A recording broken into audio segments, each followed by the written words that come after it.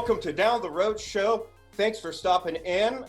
I'm very excited to announce that we are now an audio podcast as well. So hopefully you're finding us on the audio format in different podcasts out there, as well as watching the video, whatever you prefer. So we got some more entertainment for you during this coronavirus lockdown. I'm very excited to bring in an old friend. He's a comedian. Unfortunately, his stand-up is now sitting down from home. How are you doing today, Derrick? I'm good, man. Just don't know what day it is. I think it's Mondays, Wednesdays, Friday, Thursday, something like that. I have no idea. They're all blending into one. Who knows? Yeah, welcome to my life. You know I'm disabled, so I've been quarantined pretty much for damn near a year as it is anyway. So I don't know how you do it, man. You literally could have just told me today was Friday and I'd be like, yeah, sure is. Yeah, and it's easy to lose track. And for those of you who, it's actually a Monday, for those of you, but you'll probably be, for those who knows what day of the week people will actually be watching this. But we're recording on a Monday. There we go. So so this thing is not only do you do stand-up, your job was traveling around the country. How much is your life is just flipped upside down now? Dude, it's so crazy. I can't travel. I can't go to visit clients because half of the main clients are shut down. So I don't do any of that. All of my trainings, they're all like this. So they're either video webinars or PowerPoint webinars. I basically do everything from home, which is just, for someone like me who travels 75% of the time, it is brutal to just sit in front of a computer and work. I don't know how I ever did it before. It's right. Yeah. And that's got to be, messing with your mental health. I know personally me, to help with my mental health, a little CBD in my coffee, thanks to Everyday Natural Products. Go to enpstore.com for more information. Try them out yourself and see how they can help with your everyday pain management and your mental health. I know it's helping me out a great deal. So what are you doing for your mental health now that your entire world has changed? And like me, you're a busybody, so this has got to be driving you crazy. I know. It's been so tough. I was doing home workouts the first week and a half. So really I got weights and stuff. So I've been trying to do you're like I said before the show started, your tits look great.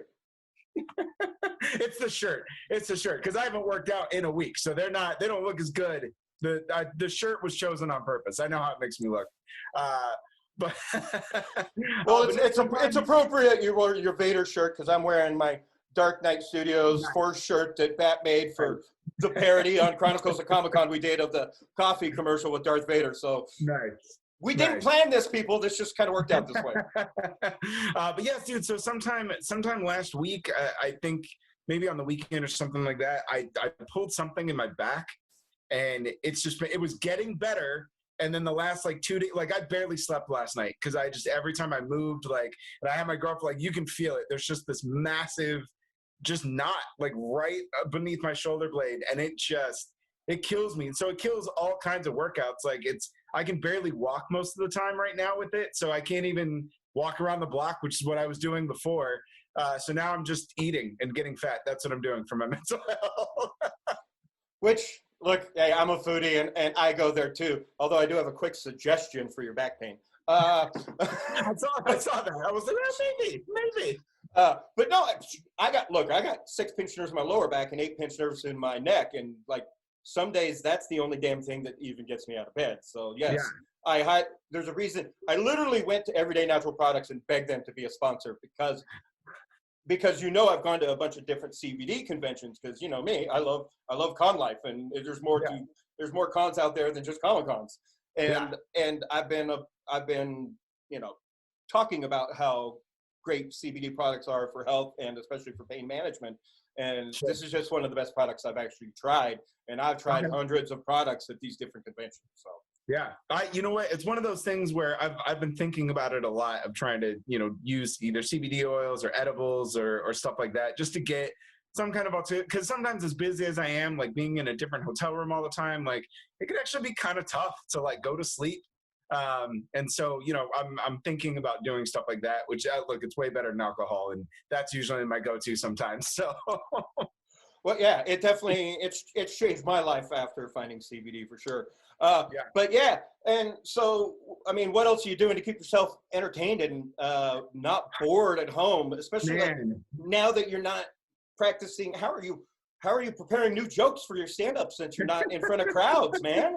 Dude, it's been tough. One of the things I've been doing a lot, and I'm sure you've seen them, but I've ramped up just my posting in general. I think a lot of people already complained I post too much, but now I'm posting way too much. There's my message to them. I've been accused of posting too much too. Oh, dude, I'll have like 8 memes before 9 a.m. now.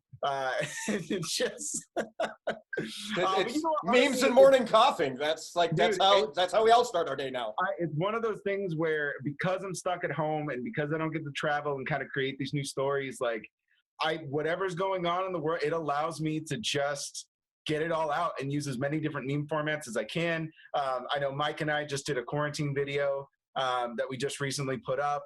So we're doing stuff like that. I'm going to start a new Batman puppet series in April. Fun. So, that's going to be fun.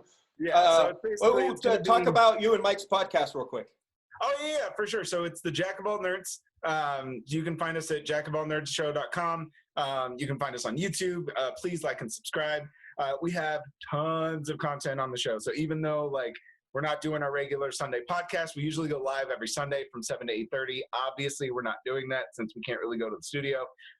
But we've got tons of stuff. There's movie reviews. There's history shows. There's just all kinds of stuff on there.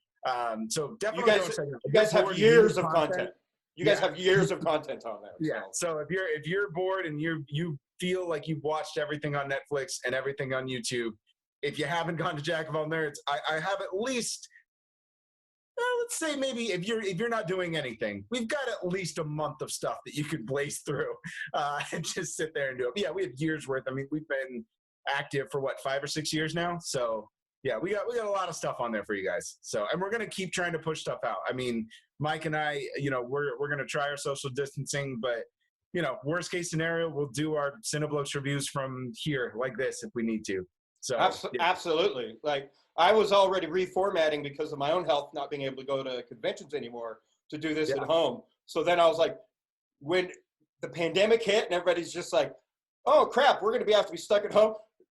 Me, I'm like, oh sweet, I'm going to get better celebrity interviews than I've been getting before in the past. Woo-hoo-hoo! Yeah, what are they going to tell you? They don't have time? Well, of course you do. Yeah, well, fuck me. Guess what? Now every celebrity started their own podcast last week. And all of them are doing videos suddenly.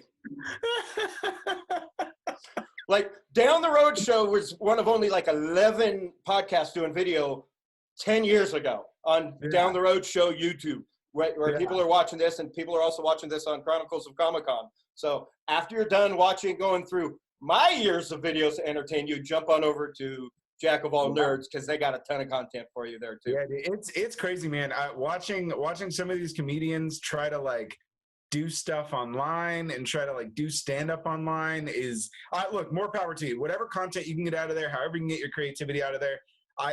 Me personally, I'm not a person that can do that. I've done a live stream once where I did stand up on a live stream for Hyper RPG one time. And the only reason it worked is because they had a live audience already there. So you couldn't necessarily hear them on the live stream, but I could hear them. So I could base the timing off of their reactions. And that's 95% of stand-up is the timing of trying to gauge how long you should wait in between jokes and when to deliver punchlines and all of that. So when that's gone, that's really, really hard to do well. So yeah, I don't think I would ever do. I'm trying to just, like I said, with the Batman puppet and the Jack of All Nerds and ramping up the memes and stuff like that to me is just better internet content for people than trying to do stand up for no one. Right. Now's the time to create as a creative.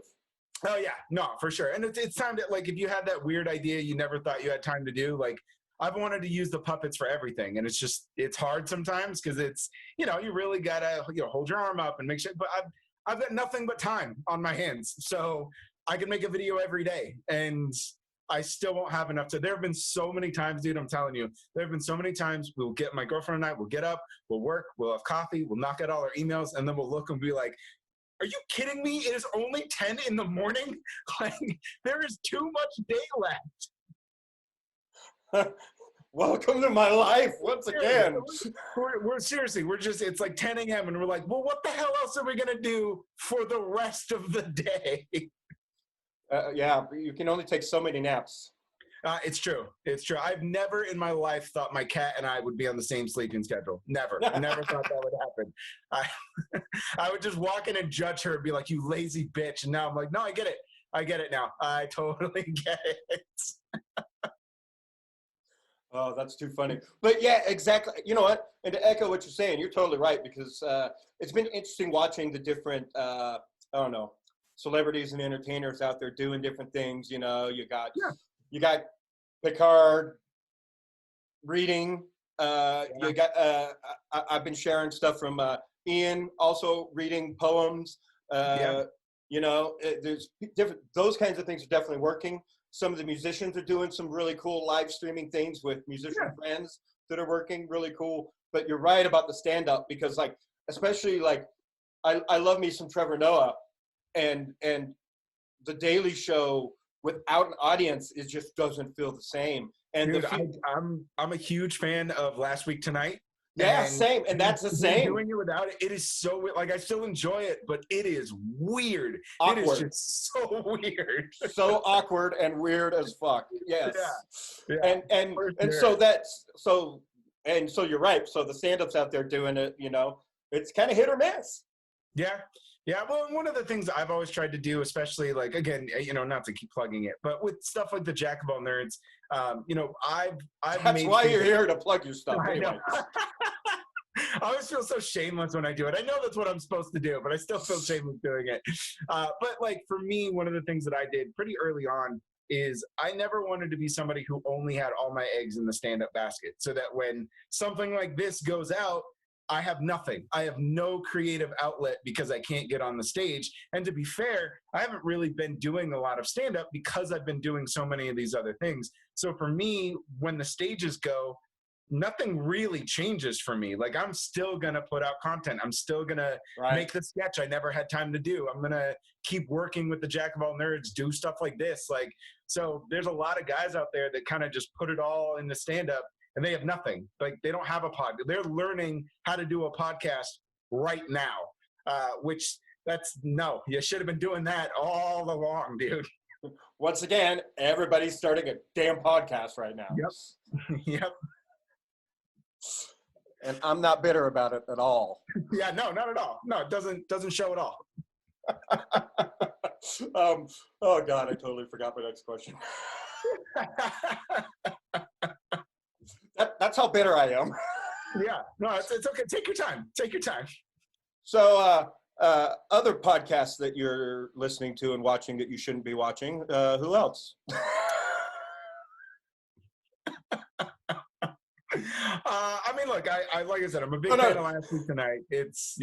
No, but what are you watching as a nerd right now? Because, like, you know, Netflix, there's just so much content out there. Like I'm powering through. It's funny, people are like, hey, suggesting things to me. It's just like, man, I watched that 6 months ago. So I've been going through the Clone Wars, which I'm a huge fan of. I've been so excited for the new series to finally come out, or the new season to finally come out. So I wish Disney Plus would get over their weekly release, especially right now. I wish drop it all.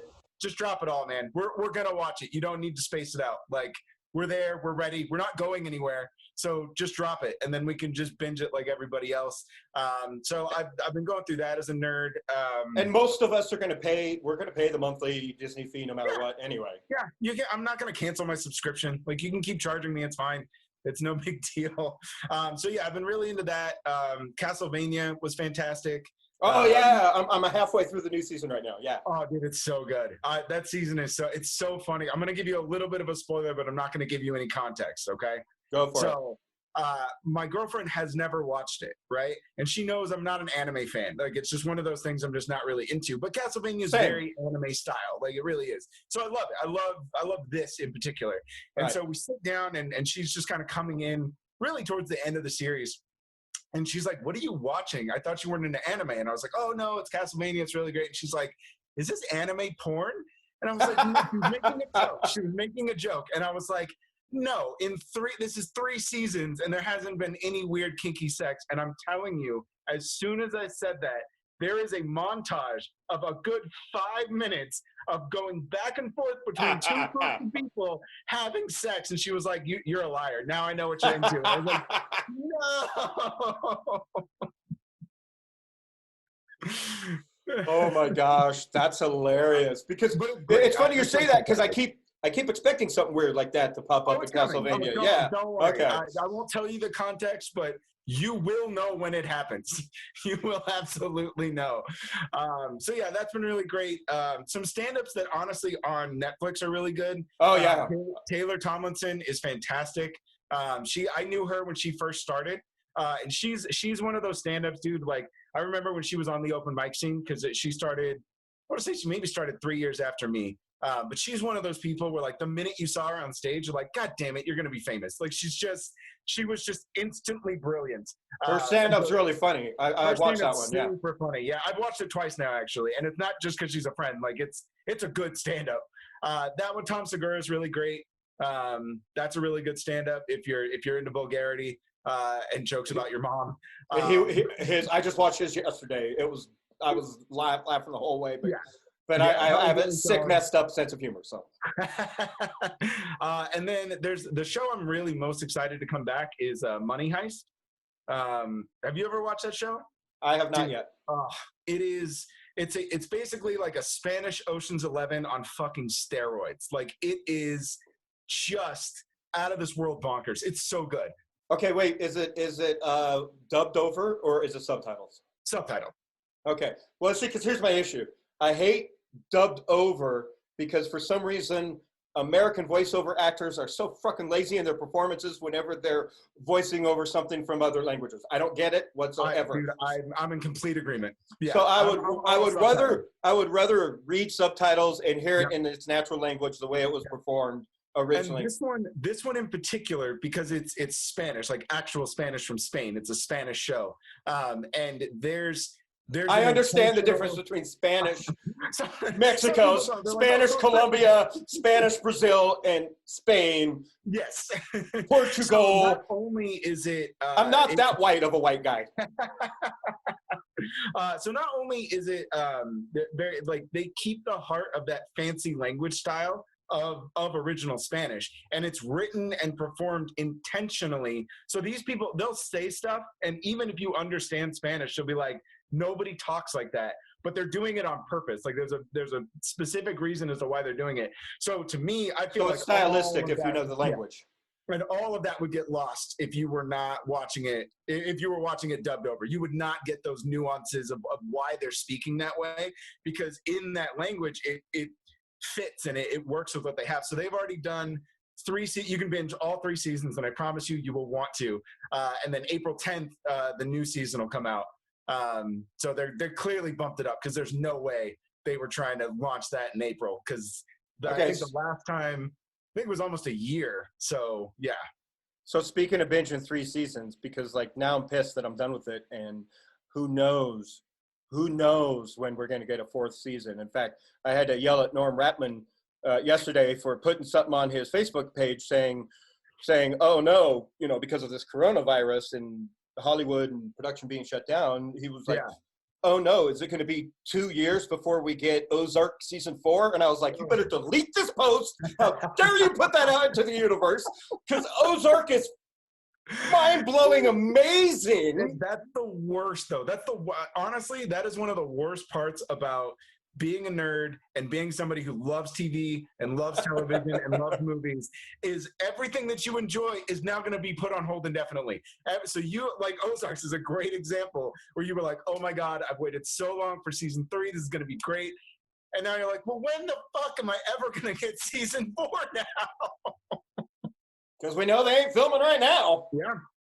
Yeah, it's tough, man. That's one of the drawbacks of being able to binge so much and watch so much television, where now it's like, God, I really enjoy the show, and who knows when they're going to be able to start production again. Yeah, well, it's like, well, right now I'm just hoping that they finish production on the next season of The Expanse, because I just recently caught up on all 4 seasons of that, or 5 seasons, whatever there is, and it's just like, I need another 20 seasons of that show. Yeah, I've been purposefully putting off shows that I know I want to watch on Netflix because I'm so terrified I'm going to fall in love with them, and then I'm never going to know how it ends, ever. It's just going to be this open season of shit.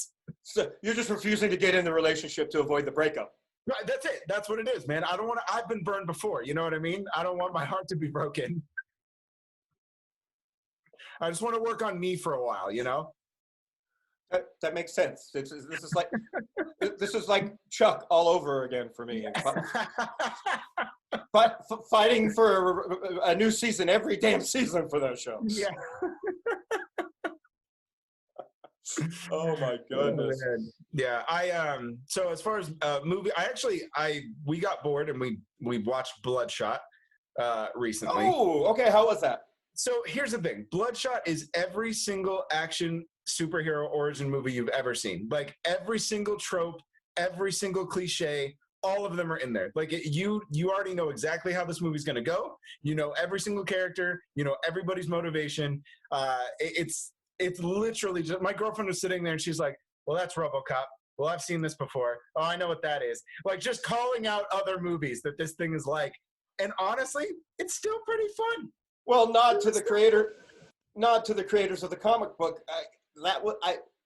In the original reading when they first came out with it, because I remember when they came out with it, it reminded me of a hodgepodge and an homage to just all things action. Yeah, and there's definitely some things I think filmmaking wise they probably could have done to make it a little bit more original.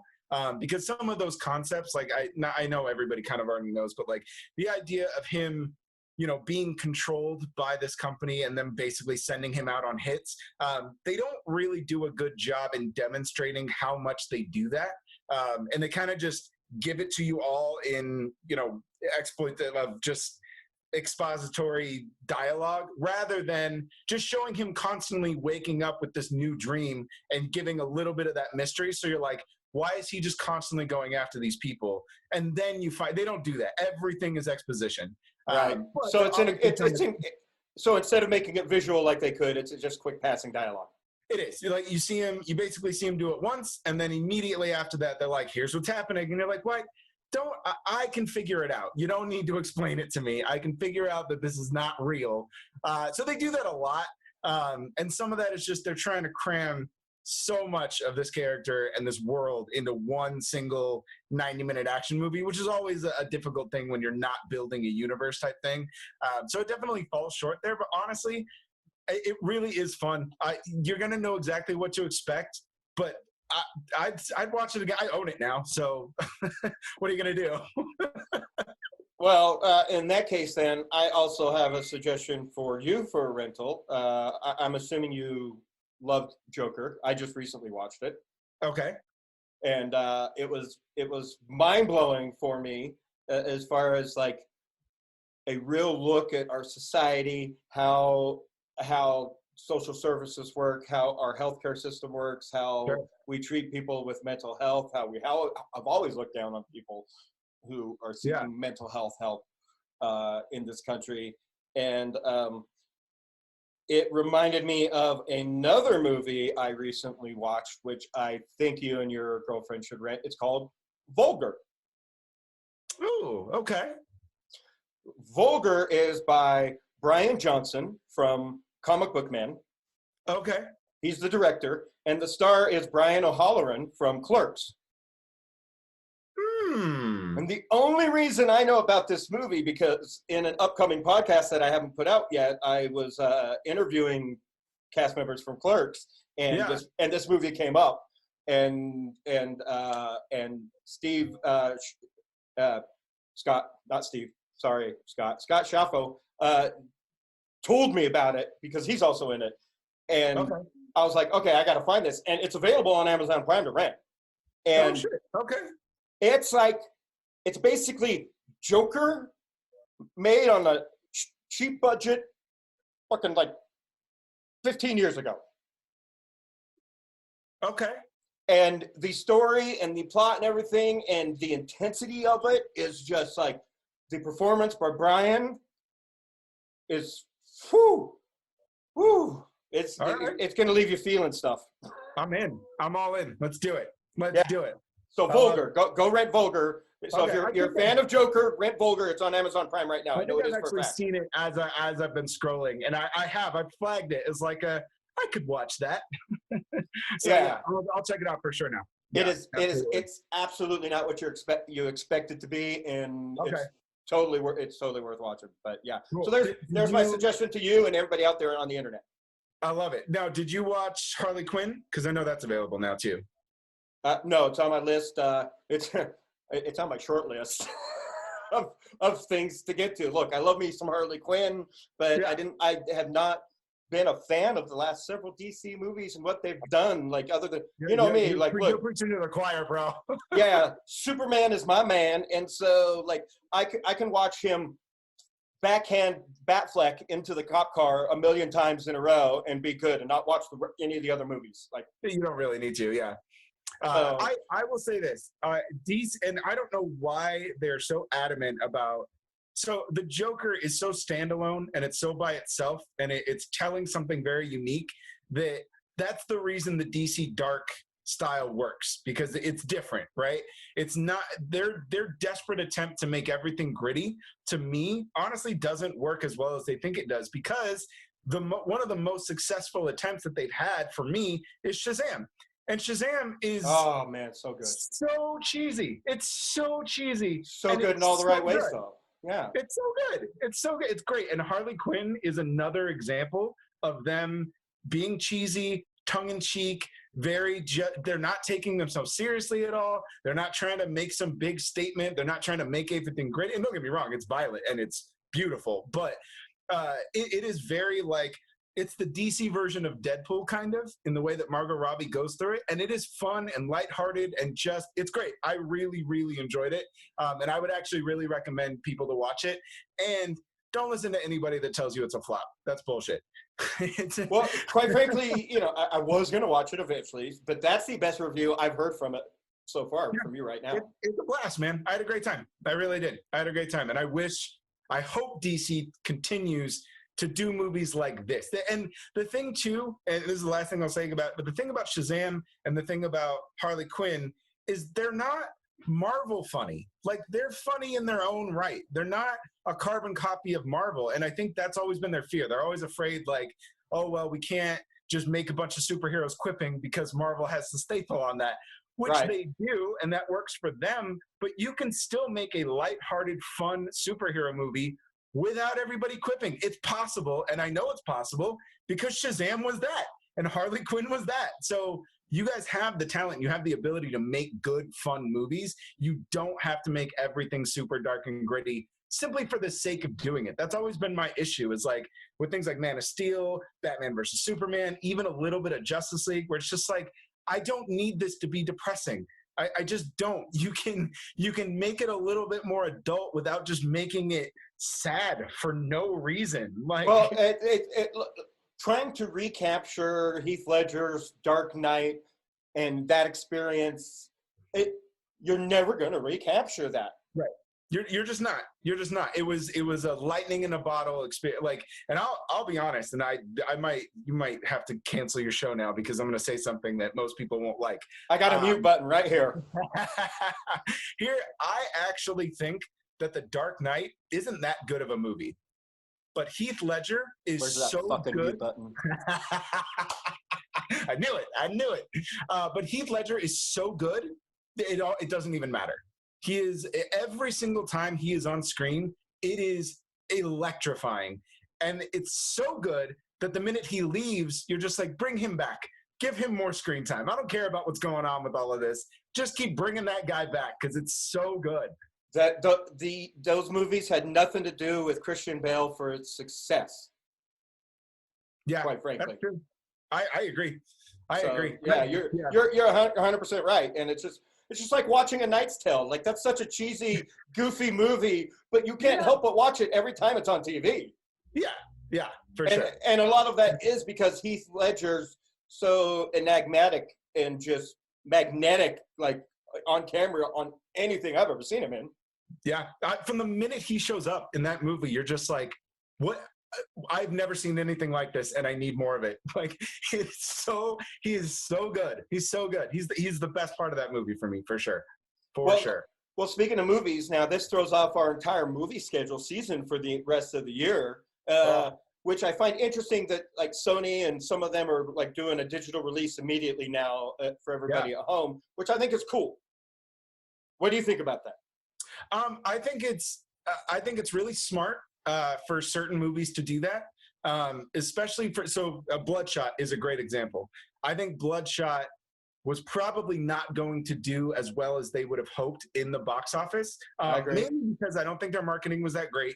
And I think a lot of people, it's such an obscure character. Like the only reason I know a ton about Bloodshot is because we did a Sony sponsored interview on our show. And I had to do a ton of research to learn about this character. So then when I saw it, like I was super influenced and I kind of already knew, but it's a pretty obscure character. So that's always going to have an uphill battle. So I think they were really smart to say, you know what, let's just give this the light of day and put it in everybody's home, because realistically, more people are home and it's going to cost them less to just own the movie than it is to go out and see the movie. So while, yeah, sure, you're not going to make as much, you're probably going to end up making your money back, even with that movie being gone. And so I think these big movies like your Black Widow, Mulan, Wonder Woman, all of these ones, it's tough, man. I feel like they should just do it. Okay, so now you brought up two of my points on why this worries me. One, now are they going to say, oh, Black Widow and these female lead movies, we told you they weren't going to be successful. Your Me Too movement is dead. Shut the hell up. We're no longer going to make movies like this and perpetuate that fucking bullshit lie. Okay, that's one. Yes, I know they're going to do that for sure. Right. We all know they're going to do that. Yeah. Two. Okay, here's my big worry, okay? The profit margins for movie theaters are very slim as it is. And I'm a huge movie theater buff. I won't miss certain movies and franchises in the theater because I want to see them on the big screen, hear them in the surround sound, in a big recliner, lazy, pay expensive popcorn and my bottled water and all that. I love the movie experience, and no matter how big of a TV you get at home or how good of a surround sound you get at home, it's not the same as the movie experience. I'm afraid what this may end up doing to theaters nationwide and killing the going out to the theater experience because of all this digital release. Yeah, and I completely agree, and I don't think people are giving that argument enough credit, to be honest with you. I think people have this idea that there's way too many people out there like you and I that'll keep movie theaters afloat, but we won't. You and I can't do it. There's not enough people that actually enjoy that movie experience to where and we know this because I love the movie experience so much. I own one of those Regal monthly cards where I pay $20 and I get to see every movie for free. And I had to cancel mine because I'm disabled and not working now, and I don't make enough money off this podcast to catch every movie I want to in the theater. So I literally have to pick and choose which movies I want to see in the theater now. But I know that I'm not going to see nearly as many movies as I want to. But I love having that movie experience so much that I'm willing to pay every month just for the chance of being able to go and see these movies in the theater. We do our Cineblokes, and so we go and we do our movie reviews, but that is heightened by the movie experience. Mike and I could watch the movies at home and then come together and try to do it, but it's just not the same. It's just not the same. I hope you know I'm just laughing at you and Mike's shitty English accents right now. They're so good. Shut up. They're so good. They're so bad. So good. They're so bad. Great. They're fantastic. They're so good, and you know it. You know it.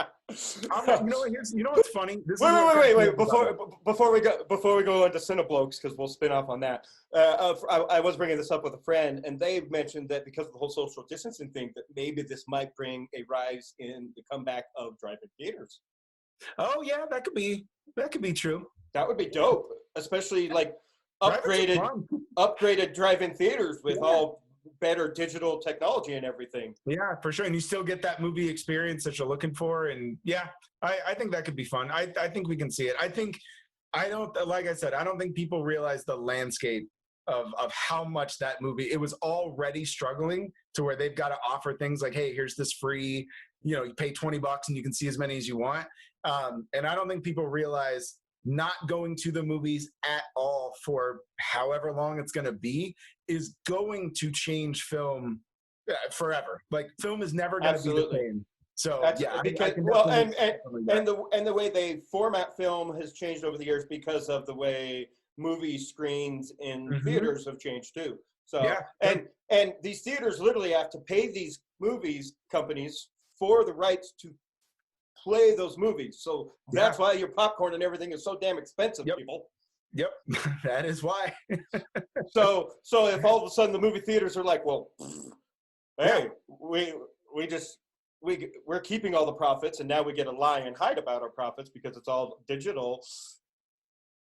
Is that going to slow what they release in the theaters? Yeah, and I think it might. I think it might. Yeah, it's going to be really interesting to see what happens, for sure. So Cineblokes, you guys review movies. Why did you guys decide to do British accents? So both of us love it.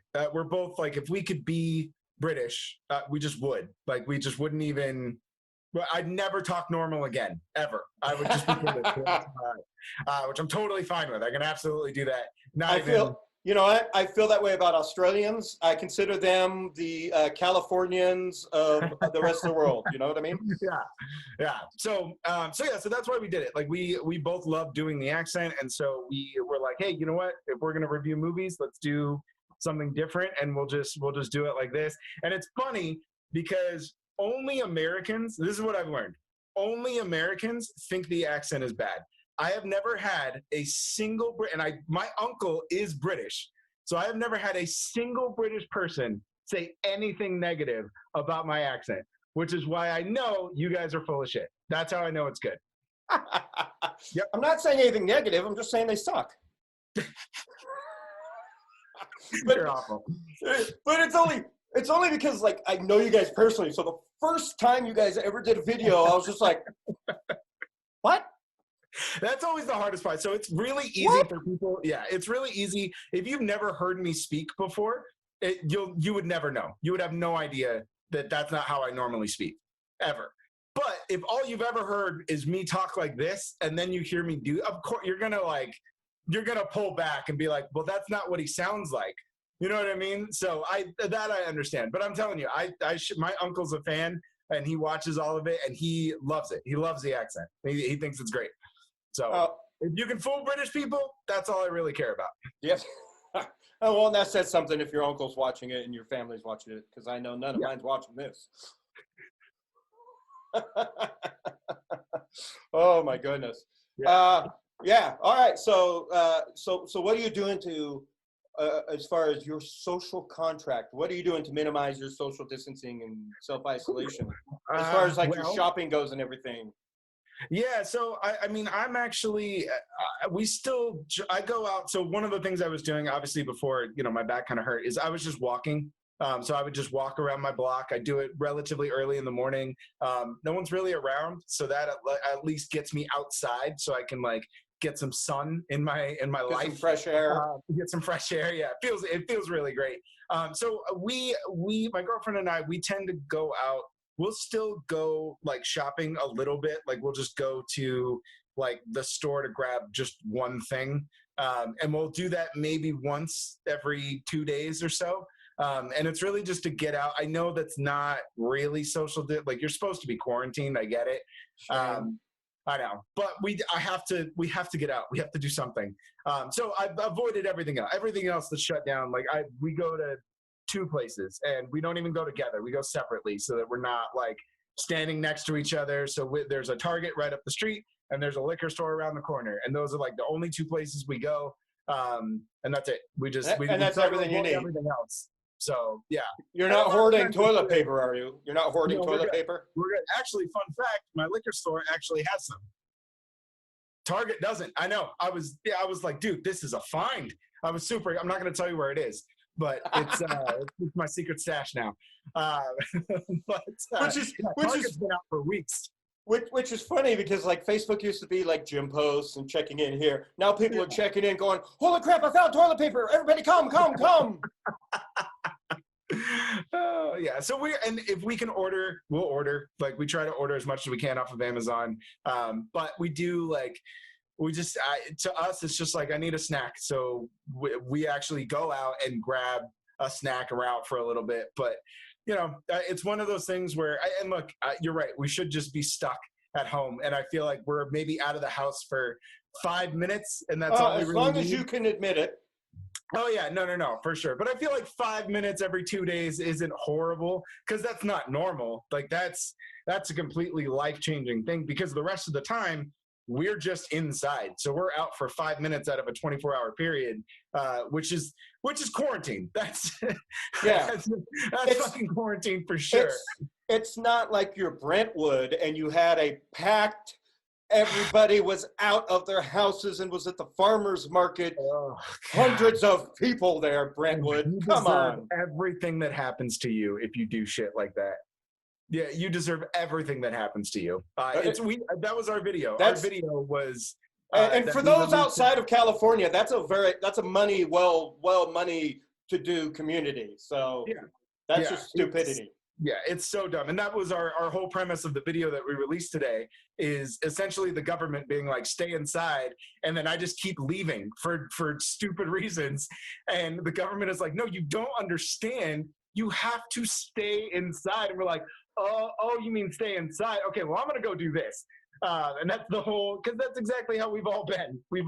It's so ridiculous. It's so stupid. My favorite stuff going around right now, quite frankly, on the internet is just the different mayors, not just in our country, but like in Italy and England and Australia. Mayors, no longer big government. Now the mayors themselves are literally cursing at their citizens because they're so fed up with them. It's so crazy. It's wild, man. I've never in my life seen anything like this. It's the most bizarre, otherworldly, like dystopian future type of experience. We all thought the apocalypse was going to be different, but this is it. This is as close as you're going to get, dude. We have never seen anybody or governments or state governments like that. And now we're all wishing Terry Crews was our president from Idiocracy. Like even that would be better. And what's scary is it's not that far-fetched right now. No, it's not. Oh man. In fact, I was just watching that the other day and he comes in with that machine gun and he's like, I'm the president, motherfucker. I'm telling you, man, Tiger King season 2. Joe Exotic gets pardoned. He joins the White House. I'm telling you, it's coming. That's going to be how the world ends. Joe Exotic, that's going to be it. You had to bring up. Joe Exotic. It's going to be great. My goal is to be the last human on Earth to watch fucking Tiger King. I have not watched it. I'm enjoying everybody's posts about it on Facebook, but I have not watched it. Oh man. I already got enough stuff out there to make me feel good about my life. This will definitely make you feel better. It's such a wild experience, man. There's nothing like it. There's just nothing like it out there. It is the most bizarre just experience of just, I mean, look, I always knew that there were people like that. I always knew that, especially people in that area of the states, I always knew that they existed. But to watch them play out Florida, in right? Time, what's up? It's Florida, right? It's like Florida, Oklahoma. It takes place in that whole area.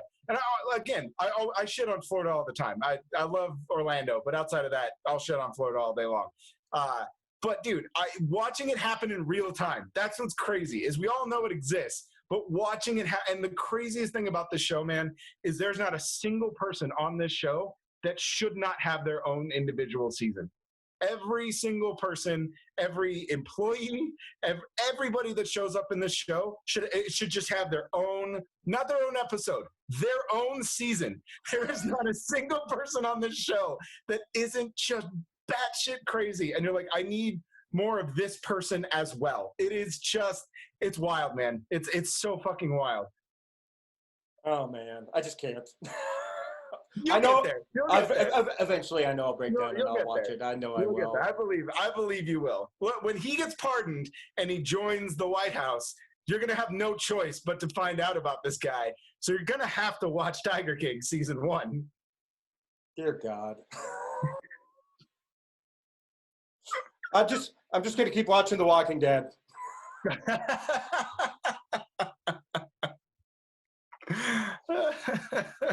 Oh, since everybody on there is going that batshit crazy. Yeah. I stopped watching. When did I stop? I stopped watching The Walking Dead probably like season 5 or 6, I think. You're one of those, huh?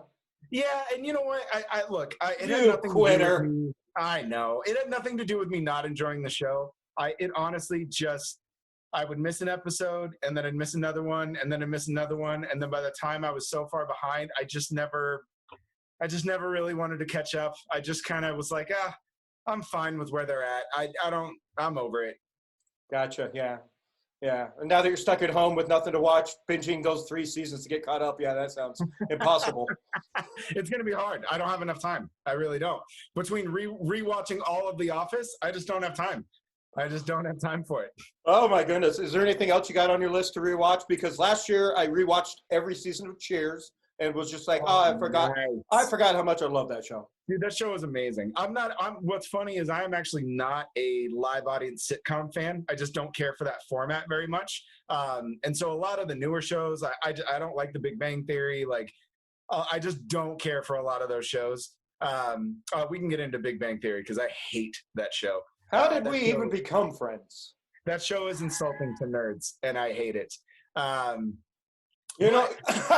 Okay, so here's what's funny. I was in Vegas with the family, and we went to one of those casting pilot testing things where you get a click like, click dislike, blah, blah, blah, leave your comments about characters and about the shows before the first pilot of Big Bang Theory ever aired.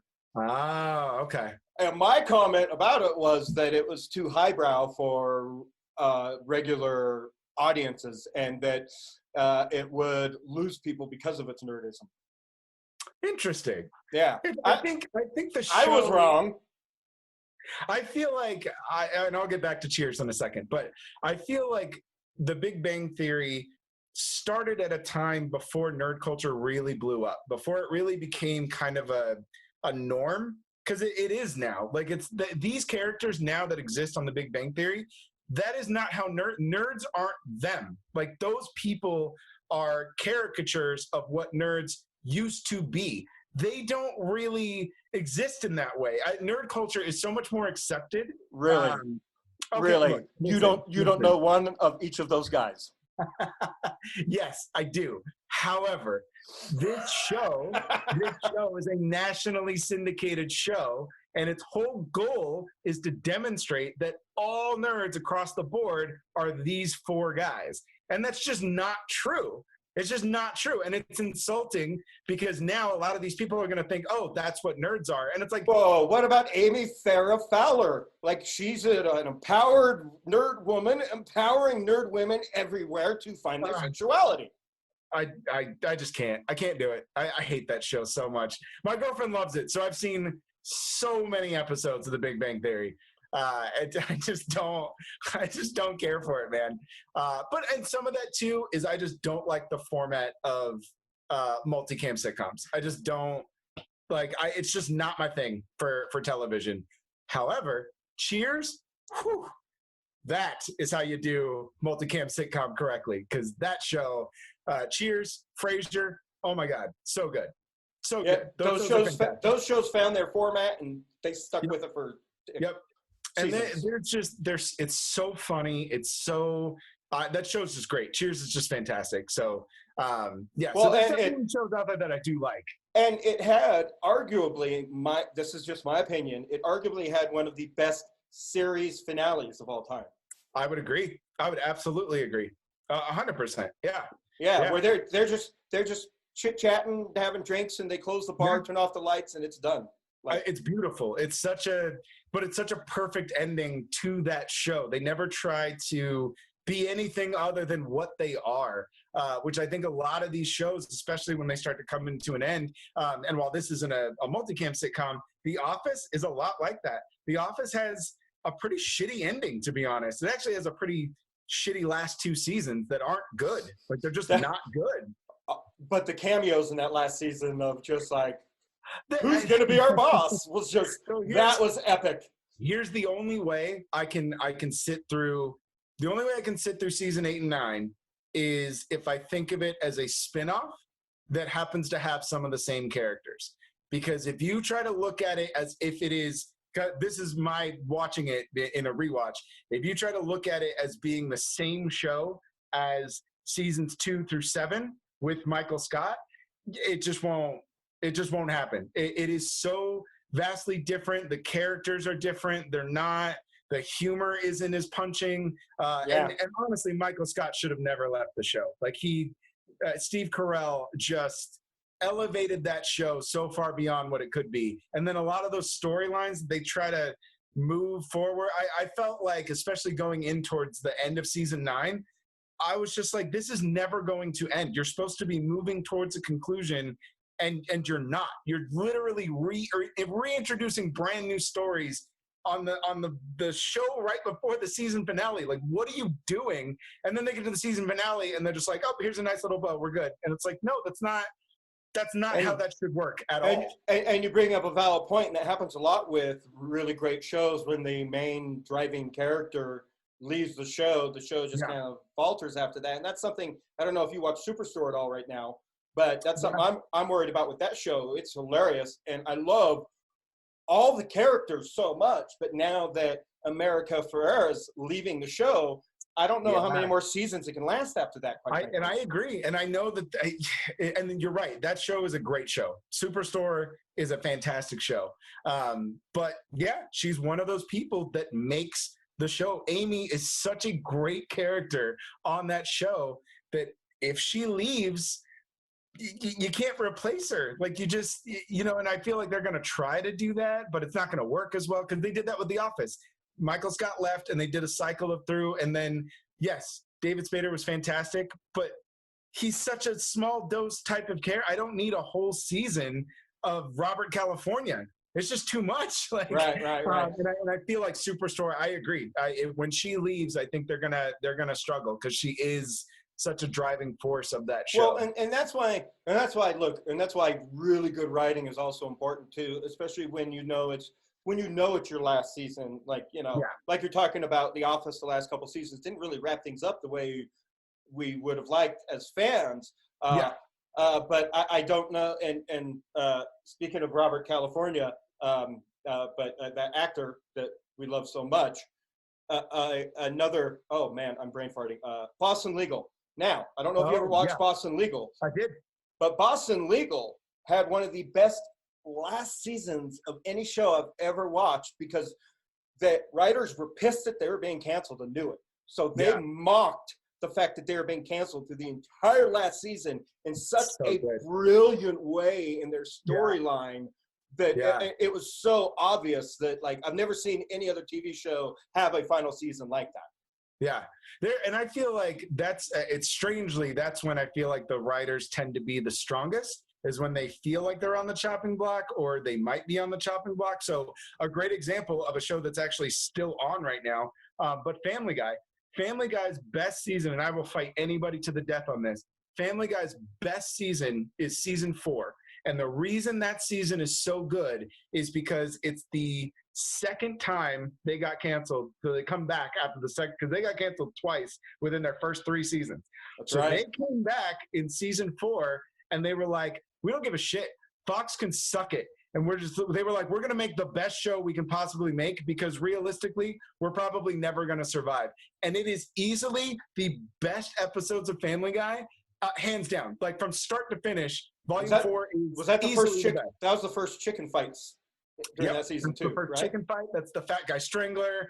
That's the Stewie sibling rivalry. Like that. It's just so good. But it's because they literally open with a "fuck you" song to the FCC. Like that's how hardcore they were. Like, we don't care, and it's brilliant. From that point on, that is easily one of their best seasons. So I think when they do kind of have that tug of war with like studios or stuff like that, and they're just like, okay, great, well, we're going to do whatever we want, and the writers really get to do their shine, and they're not constrained. That's when they're just, that's when you get some of the best television, for sure.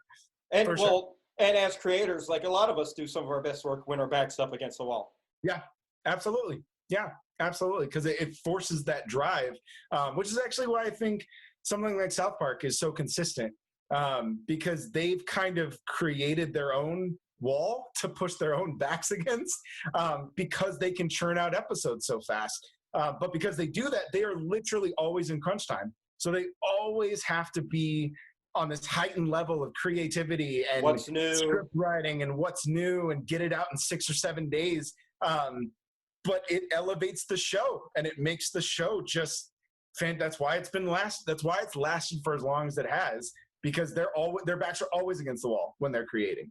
Yeah, and Simpsons started it all. Yeah, they sure did. That's another show that's on my list to rewatch. Oh my God! Like, yeah, I want to see the future, so I want to know what's going to happen next. You're going to be 80 by the time you get caught up watching every season. Oh man! Ooh, Parks and Rec. I also did all of Parks and Rec over again last year. Nice. That's another one. I watched like the first season of Parks and Rec, and then it had nothing to do with me not enjoying the show, because I did. You're not a Chris Pratt fan unless you've seen every season of Parks and Rec. That is the birth of Chris Pratt. I know he was working before that, but the Chris Pratt that you know and love today, even fat or skinny, it doesn't matter. That is the Chris Pratt. Parks and Rec is Star-Lord, and like 100%. Yeah, and it's funny because people always share the meme of Gomez, the Addams Family couple, and being like, "Ooh, this is the relationship goals I want." No. Mine is Chris Pratt and Amy from Parks and Rec. 100%. Yeah, absolutely. Yeah, for sure. The most immature but fun relationship ever. Isn't that what we all want, really? Yeah, for sure. So speaking of relationship advice, what relationship advice you got out there for people for having a fun, happy relationship like you got going on right now? Man, dude, just be with somebody that you don't hate. That's really damn good advice. Look, that's what I've been doing wrong. I know, it's crazy. You know what? It's one of those, we've, especially being in quarantine together, since like we're both now working from home. It sounds weird, but you really just have to be with somebody that you genuinely enjoy. Like, you genuinely enjoy being around them. So that even when you guys are literally doing nothing, when you're both just sitting on the couch, each of you are playing different games on your phone, ignoring whatever's going on the TV, and you guys can still be okay with that. You have to, because if you don't have that, if you're not okay with that, something like this is going to expose a lot of things where you're like, yeah, I actually don't like this person at all. No, and you're totally right, because like I used to genuinely enjoy hanging out with myself. Yeah, sure. I'm tired of myself. That's why I have to leave. That's why I have to get out of the house. It's not her, it's me. I have to get away from myself and just get sunshine and talk to someone else that's not me. That's what I need to do. Right. Get out of your own head. I'm an introvert, so it's bizarre that I'm desiring human connection. It's weird. Yeah, you're an introvert extrovert though, man. Yeah, no, that's true.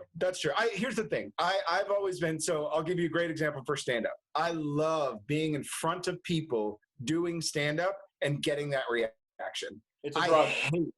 I hate standing outside of a comedy show and talking to people afterwards. That's what an introverted extrovert looks like. I can do it, but I hate doing it because it is like small talk and stuff. It's so uncomfortable for me. I just don't. I would so much rather just do the show, feel like everybody appreciated it, and bounce and just go home. Like, and I think that's a valuable life lesson for anyone listening to this or watching this podcast right now. Actually, that's very standard with all forms of entertainment: musicians, actors, artists, writers, stand-up comedians. A lot of them are introverts and very insecure. Oh my God. Yeah. It's that form of entertainment that allows them to project their truest self and be someone that either they always wish they could be, always knew they were, or wanted to be, or allows them to actually find their truest self instead of just always kind of hiding inside. That stage person becomes who they've always wanted to be.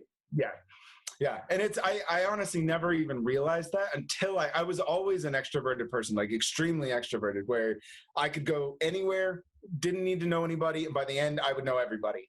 And then once I actually started having those creative outlets and started being on stage more, that changed because I realized like, no, this stage persona is the persona.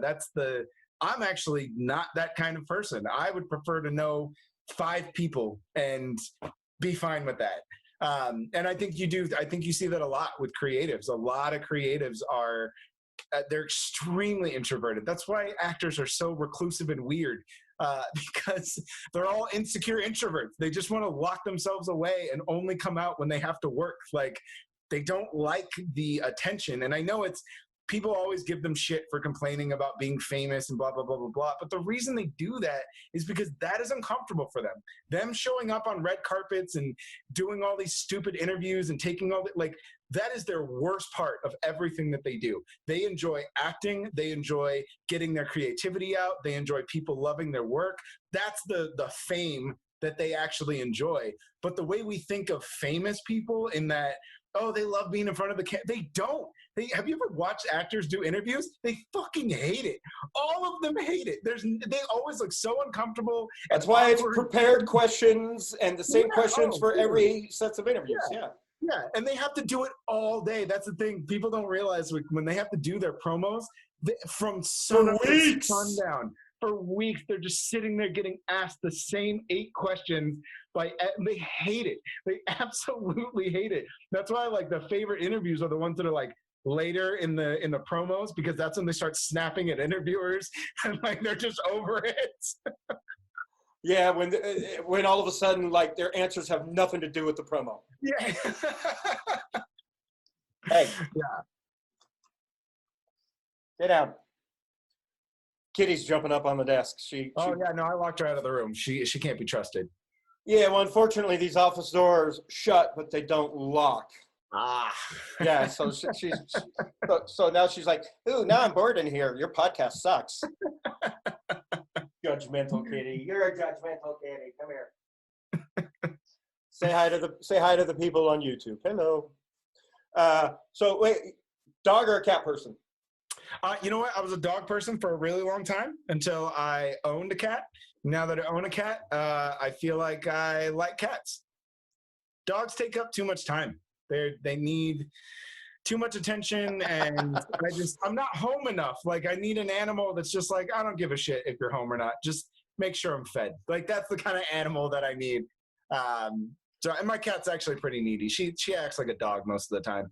Well, cats can be very needy. See, I'm both. I got a dog and a cat, and I've always loved both. And I honestly think they're guardian angels sent from heaven in the times we need. Yeah, the reason I love this cat so much, because my cat she's an awful cat. I'm not even going to try to pretend like she's not. She is. She's a terrible cat. She shits all over the place. She throws up. She's whiny. She's a horrible cat. But she's your horrible cat. But she's my horrible cat, and I'll say whatever I want about her. You can't. But there was a time when I got her, I was going through a really, really difficult time in my life. I just had a lot of things going on personally. I had a lot of family issues going on. I was living in a place that I wasn't comfortable in. I'd gone through a breakup just recently. And so she, as horrible of a cat as she is, she was the best companion I could have had during that time. Like, I genuinely believe that. So I think you're right. I think pets really do kind of bring that guardian angel type stuff to you, and they're there when you need them most, and when you don't. So yeah, no one, and it's true because like, okay, because my sister has a dog and I have a dog, and dogs can be very empathetic in your time of need, especially like, you know, with everything I've got going on with my health. When it first started and I was getting extreme lockjaw and having extreme major migraines, like this was back when, you remember Tiberius, my previous dog, like he had no clue I was in pain or there's anything going on with me.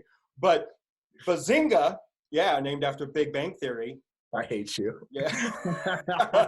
Bazinga would know and would like come up and just start sniffing my forehead. Yeah. Literally before, and start calming me down literally before everything started activating me. Right. And so like, you know, that's why like service animals, like they're a legit thing, real service animals, because like we have one that's not trained and she's definitely the service animal for me in this house. And then now my new dog, Morpheus, because, you know, we're nerds to the core. Better. That's much better. My new dog, you know, kill you. Anyway, but Morpheus is much like Tiberius was, and he's just clueless to my issues and my pain. So thank God we still have Bazinga here. I'm going to emphasize that just because you don't like the show, Bazinga. I know you are, and now I'm never going to live it down. Can you give me?